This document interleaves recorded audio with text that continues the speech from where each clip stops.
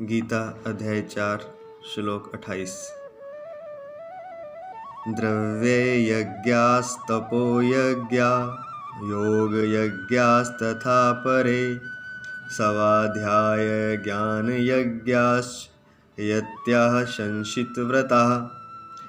अर्थात कई पुरुष द्रव्य संबंधी यज्ञ करने वाले हैं, कितने ही तपस्या रूप यज्ञ करने वाले हैं, तथा दूसरे कितने ही योग रूप यज्ञ करने वाले हैं, और कितने ही अहिंसा आदि तीक्ष्ण व्रतों से युक्त यत्नशील पुरुष स्वाध्याय रूप ज्ञान यज्ञ करने वाले हैं। इसमें साधकों की अलग अलग श्रेणियां बताई गई हैं, अलग अलग यज्ञों का वर्णन किया जाता है कि कोई पुरुष इस तरह से यज्ञ करता है, कोई इस तरह से करता है, और सभी परमात्मा की तरफ ले जाने वाले हैं।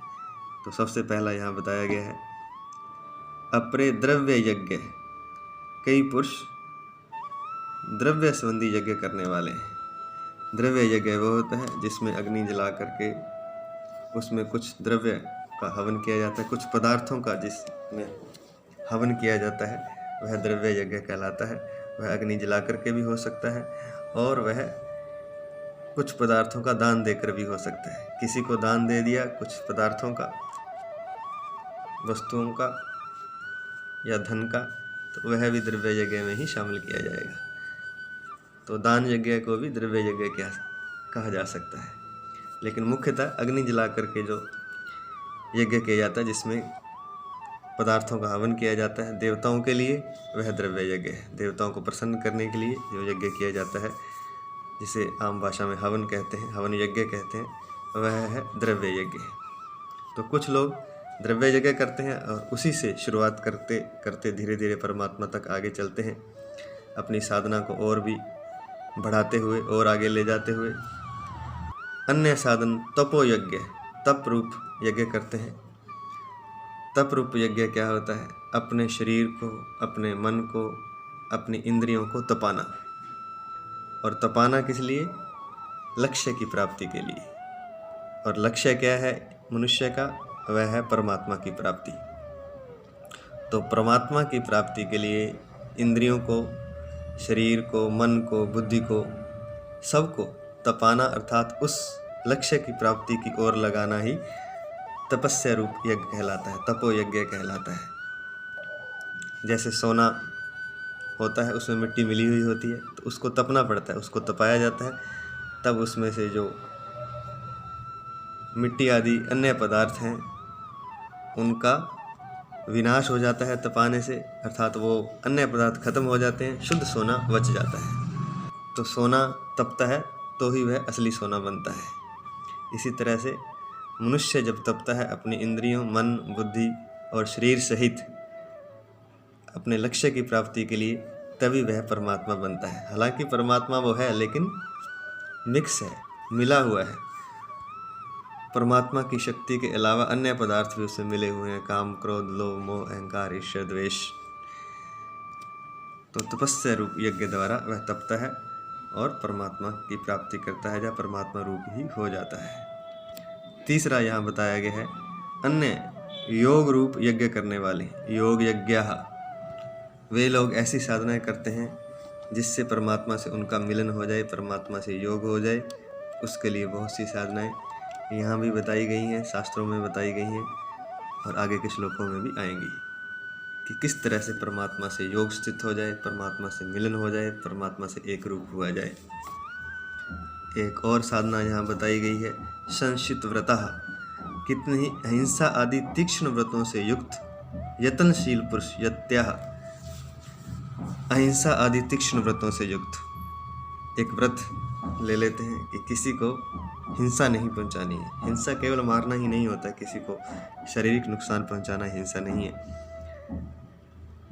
मन, वचन और कर्म से हिंसा ना पहुंचाना ही अहिंसा है। शरीर से तो पहुंचानी ही नहीं है, वचन से भी किसी को ऐसा कुछ नहीं कहना जिससे किसी को चोट लगे, जिससे किसी को दुख हो। क्योंकि कहा जाता है कि गोली का जो घाव है या तीर का जो घाव है वो तो एक दिन भर जाता है, लेकिन जो आपकी वाणी से, जो आपकी बोली से जो घाव लगता है वह कभी भरता नहीं है। वह हृदय पर ऐसा छेद करता है जाकर के कि वह जीवन भर वह छेद बना रहता है, वह कभी भर नहीं सकता। तो तीर और गोली से भी ज़्यादा वाणी और बोली का घाव होता है। अतः किसी को वचन से भी ऐसा कुछ नहीं कहना जिससे किसी को ठेस पहुँचे, जिससे जरा से भी किसी को चोट लोगे, तो यह है अहिंसा आदि व्रत। और इसके अलावा मन से सोचना भी नहीं है, मन से किसी के बारे में बुरा सोचना भी नहीं है। यहाँ तक भी कहा गया है कि मन, वचन और कर्म से तो करना ही नहीं किसी की हिंसा, वचन से भी नहीं करनी, लेकिन मन से भी नहीं करनी, मन में सोचना भी नहीं है। क्योंकि सोचेंगे और कहेंगे नहीं तो हो सकता है सीधे सीधे वह बात दूसरे तक ना पहुँचे, लेकिन जब आपने सोच ली तो ब्रह्मांड में वह तरंगें विद्यमान रहती हैं, वे सूक्ष्म रूप से अगले वाले को नुकसान पहुंचाएंगी। और जब दूसरे को नुकसान होता है तो उतना या उससे भी कई गुना ज़्यादा स्वयं का नुकसान होता ही होता है। यह प्रकृति का नियम है। तो मन से भी नहीं सोचना है किसी की हिंसा के बारे में, किसी को ठेस पहुंचाने के बारे में।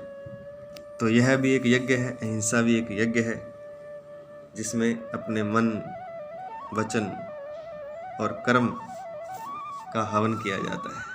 एक संकल्प लिया जाता है कि किसी को इनके द्वारा नुकसान नहीं पहुंचाना। तो यह भी एक यज्ञ यहाँ बताया गया है। इसके अलावा एक और यज्ञ यहाँ बताया गया है, स्वाध्याय ज्ञान यज्ञ। आमतौर से किताबें पढ़ने को स्वाध्याय कहा जाता है, लेकिन किताबों से हम एक दिशा प्राप्त कर सकते हैं, ज्ञान ले सकते हैं, लेकिन असली स्वाध्याय है खुद को पढ़ना, खुद को समझना, खुद के अच्छे बुरे विचारों को, अच्छे बुरे कर्मों को देखना और समझना, और फिर उनसे दूर हटना। जो बुराइयां हमें हैं उनको धीरे धीरे स्वयं ही दूर करते चले जाना, यह कहलाता है स्वाध्याय। स्वयं को समझना, स्वयं को पढ़ना, और स्वयं को समझ और पढ़ करके जो बुराइयां हमें दिखाई देती हैं अपने भीतर, उनको दूर करते चले जाना।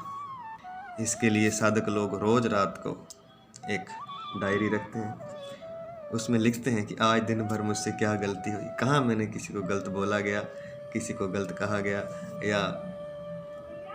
या कोई गलत कर्म हुआ जो मुझे नहीं करना चाहिए था।